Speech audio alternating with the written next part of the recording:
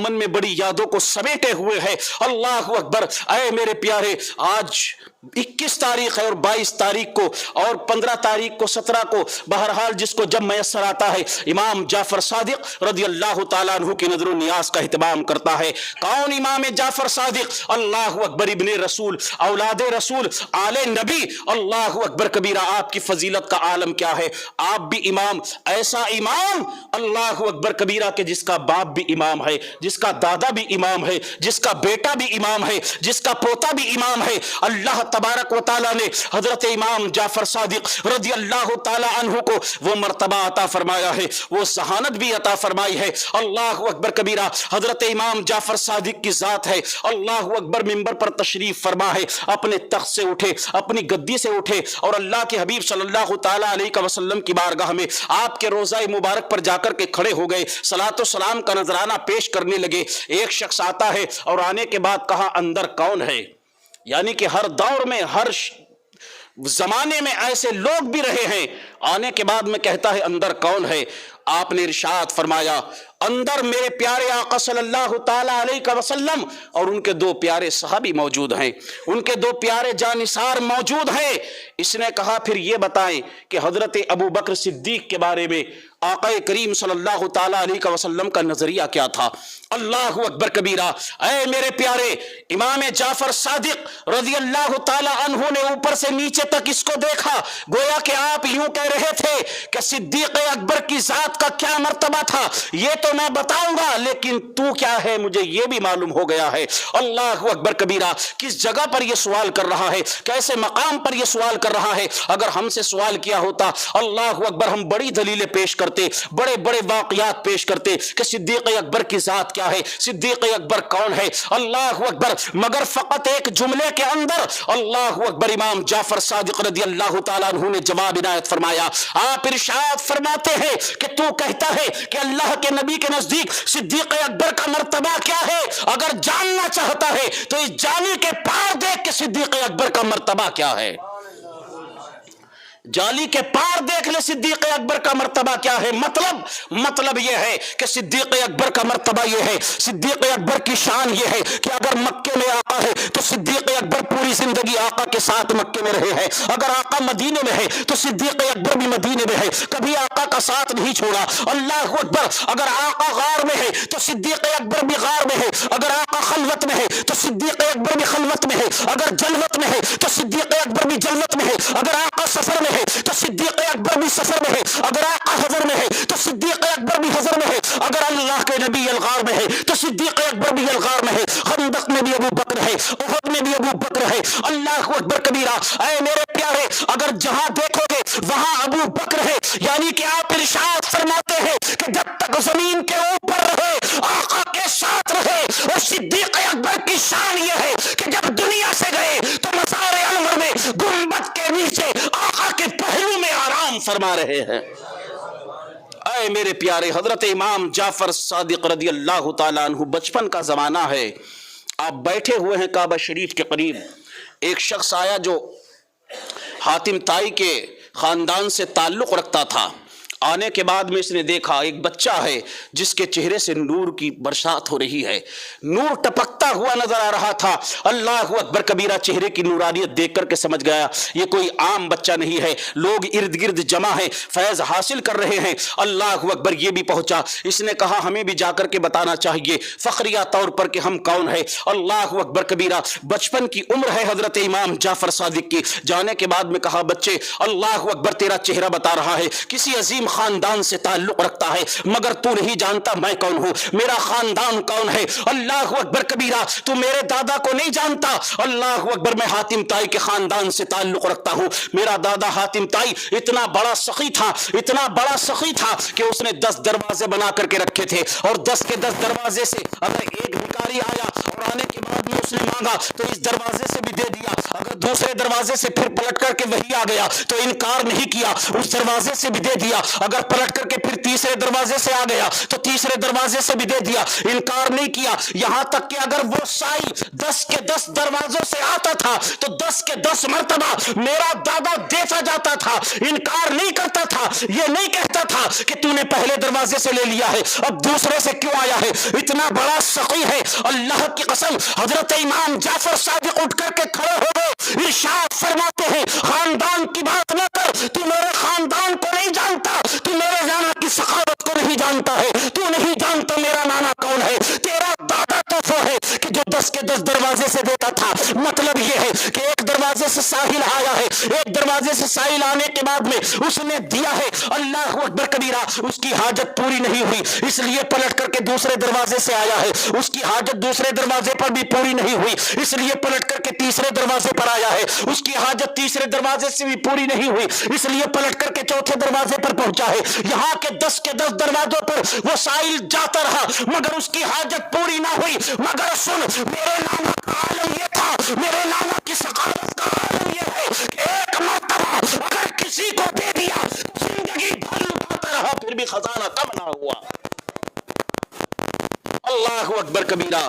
اے میرے پیارے، آتا ہے فقیروں پہ انہیں پیار کچھ ایسا، خود بھیگ دے اور خود کہے منگتے کا بھلا ہو، منگتا تو ہے منگتا، کوئی شاہوں میں دکھا دو جس کو میری سرکار سے ٹکڑا نہ ملا ہو۔ اللہ اکبر کبیرہ۔ اے میرے پیارے، یہی امام جعفر صادق ہے، اللہ تبارک و تعالیٰ نے کیا مرتبہ عطا فرمایا ہے، کیا مقام عطا فرمایا ہے۔ اللہ اکبر۔ خلیفہ اس وقت میں جو منصور تھا، اللہ اکبر، آپ سے بغض رکھنے لگا، عداوت رکھنے لگا، اپنے دل میں کینہ رکھنے لگا، اس لیے کہ لوگ بڑی محبت کرتے تھے، لوگ بڑا چاہتے تھے حضرت امام جعفر صادق کو۔ اللہ اکبر کبیرہ۔ اس نے اپنے دربار میں بلایا، کئی مرتبہ بلایا مگر آپ تشریف نہیں لائے، اور لوگ آتے تھے، اللہ اکبر، اس کو اچھا لگتا تھا کہ آئیں اور میرے دربار میں آ کر کے مجھے سلام پیش کرے، یہ چاہتا تھا تمام کے تمام علماء آئے اور جو اپنے وقت کے اولیاء ہو وہ بھی آئے۔ امام جعفر صادق کو کئی مرتبہ اس نے بلاوا بھیجا مگر آپ تشریف نہ لائے۔ اس نے اپنے وزیر سے کہا سنو، کل جا کر کے امام جعفر صادق کی بارگاہ میں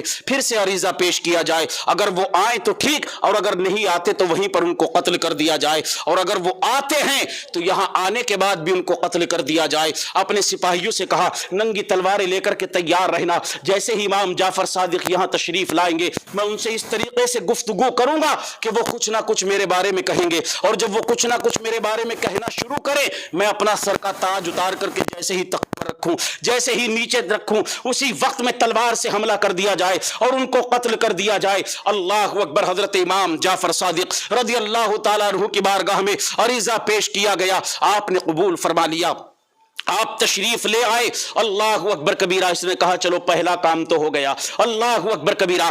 آپ تشریف تو لے آئے ہیں، پہلا کام تو ہو چکا ہے۔ اللہ اکبر۔ اب تلواریں لے کر کے جو کھڑے تھے سپاہی جن کو پہلے ہی سے تیار کر دیا گیا تھا، یہ اپنے تخت پر بیٹھا ہوا تھا، جیسے ہی امام جعفر صادق تشریف لاتے ہیں اللہ اکبر کبیرہ تمام کے تمام سپاہی اس انتظار میں تھے اب بادشاہ اپنا سر کا تاج اٹھا کر کے رکھے گا، اب بادشاہ ان سے گفتگو فرمائے گا، اب بادشاہ گفتگو کرے گا اور یہ بادشاہ کے بارے میں کچھ کہیں گے، بادشاہ اپنا تاج اٹھا کر کے نیچے رکھے گا، ہمیں اشارہ مل جائے گا، ہم تلوار سے ان کو قتل کر ڈالیں گے۔ اللہ اکبر۔ سوچ ہی رہے تھے مگر جیسے ہی امام جعفر صادق رضی اللہ تعالیٰ عنہ تشریف لاتے ہیں یہی بادشاہ اپنے وقت کا خلیفہ منصور نیچے اترتا ہے اور اتر کر کے آ کر کے ہاتھوں کو چومنے لگتا ہے، عرض کرتا ہے حضور والا اللہ اکبر کبیرہ آپ کیوں تشریف لے آئے، مجھے بلا لیا ہوتا، کبھی کبھی آپ تشریف لے آیا کرے، میرے لیے کوئی حکم ہو تو ارشاد فرمائے، مجھے کوئی خدمت کا موقع عنایت فرمائے۔ اللہ اکبر کبیرہ۔ تمام کا تمام دربار